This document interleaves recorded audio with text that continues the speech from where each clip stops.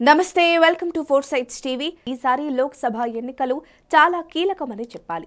కేంద్రంలో అధికారంలో కూడగట్టేందుకు కాంగ్రెస్ శ్రమకు మించి కష్టపడుతోంది. అయితే బీజేపీ సైతం మరోసారి అధికారంలోకి వచ్చేందుకు వ్యూహాలు రచిస్తోంది.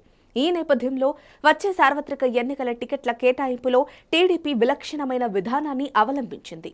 ఆర్థిక స్థితిగతులు, రాజకీయ బలంతో సంబంధం లేకుండా నిజమైన అర్హులైన అభ్యర్థులకు టికెట్లు కేటాయించారు. టీడీపీ అభ్యర్థిగా మిర్యాల శిరీషాదేవిని రంపచోడవరం నియోజకవర్గం నుంచి పోటీ చేసేందుకు ప్రతిపాదించింది.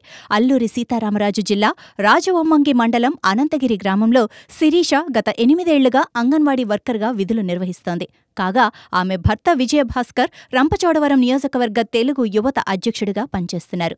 అధికార వైసీపీ నేతలు శిరీష, విజయభాస్కర్లను సోషల్ మీడియాలో టార్గెట్ చేస్తూ శిరీష చిత్రాలను మార్ఫింగ్ చేసి సోషల్ మీడియాలో ప్రచారం చేశారు.